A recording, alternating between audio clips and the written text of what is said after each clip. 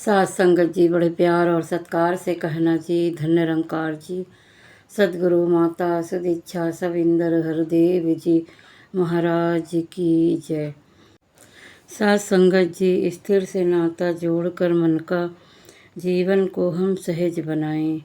साथ संगत जी, मन का नाता स्थिर से जोड़ने का मतलब मन को इस परमात्मा से जोड़ना है। सिर्फ यही एकमात्र तरीका है। इसी से जोड़े रखेंगे तभी हम अपना सारा जीवन सहज रूप में काट पाएंगे, सरल रूप में काट पाएंगे। साथ संगत जी, फिर हमको सर्दी गर्मी किसी चीज़ का एहसास नहीं होगा। हाँ, शारीरिक रूप में ज़रूर होगा, लेकिन सांकेतिक रूप से नहीं। मतलब कि फिर परेशानियाँ उस तरह से हमको प्रभावित नहीं करेंगी, हमें निराशा नहीं होगी, फिर सब एक रस ही लगेगा। चलो ऐसा ही सही, जो है इसकी कृपा। जब तक हम स्थिर नहीं हैं तब तक सब हमें डामाडोल ही लगेगा, और जब हम स्वयं स्थिर के साथ जुड़ जाएंगे तो सब स्थिर हो जाएगा। साथ संगत जी, ये जो ब्रह्म ज्ञान है, यही हर एक के हिस्से में एकमात्र समाधान है। जब स्थिर के साथ जुड़कर स्थिर हो जाएंगे तो ही हम वाकई स्थिरता का एक स्थायी आनंद की तरफ, सहजता की तरफ, एक संतुलित जीवन की तरफ स्थिर हो पाएंगे। हम देखें कि संसार में कितनी सारी चीज़ें हैं।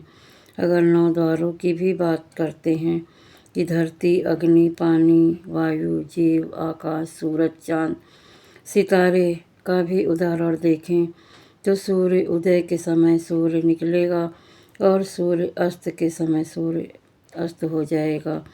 तो ये भी स्थिरता में नहीं है, ये भी बदलता रहता है।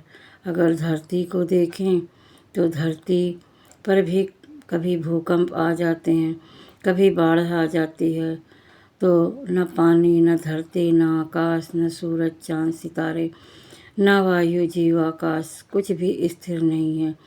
जो स्थिर है वह परमात्मा, जिसकी वजह से ये सब है, ये पूरा ब्रह्मांड है। अगर इसके साथ जुड़ेंगे तो ही हम आनंद की अवस्था प्राप्त कर सकेंगे। जब हमने जीवन में अपनी प्राथमिकता ही स्थिरता को बना लिया है तो हमारा मन हमेशा सहज भाव में ही रहेगा। फिर हम किसी भी तरीके से अपने आप को ढालते हुए हमेशा कुदरत की शिकायत नहीं करेंगे। संसार में रहते हुए, माया में विचरण करते हुए भी इनसे उठे हुए अपने आप को एक अलगाव के साथ माया से तोड़कर भी जुड़ाव के रूप में रह पाएंगे। साथ संगत जी, जहाँ ये बात भी करते हैं कि स्थिरता को जीवन में ले भी आएं और उसको जारी रखने के लिए अपने आप को कैसे चलाएं। हमें जो 3 समाधान सेवा, सत्संग, सुमिरन के मिले हैं कि मन को सुमिरन के साथ जोड़कर हमेशा इस निराकार को याद करेंगे तो फिर ये स्थिरता काम आएगी और कायम होगी। मन तो हमारा बहुत ही व्याकुल होता है, ये भागता भी है, चंचल भी है। तो मन को बंदी बना कर ना रखें, ज़बरदस्ती कोई कार्य ना करें जो मन को ना भाए, क्योंकि मन तो इधर उधर जा रहा है। मन को किसी एक चीज़ पर टिकने के लिए उस तरह से उसको नियंत्रित करना पड़ता है, नहीं तो मन की चंचलता इधर उधर ले जाती है। जैसे अगर कोई छोटा बच्चा हो और उसको बोलो कि परीक्षाएं आ रही हैं, पढ़ाई कर लो, तो उस बच्चे का मन अपनी किताबों में कभी नहीं लगेगा। उसका मन होगा कि जाकर अपने मित्रों के साथ खेला कूदा जाए या टीवी देखा जाए। उसके मन को एक दिशा देना पड़ता है, बच्चे को समझाना पड़ता है कि कितना फ़ायदा होगा अगर आप पढ़ाई करोगे, और जब परीक्षाएं ख़त्म होंगी तो खेल कूद भी कर लेना। तो मन को उस तरह एक आकार देना पड़ता है कि वह स्वाभाविक तरीके से सही जगह पर आकर टिक जाए।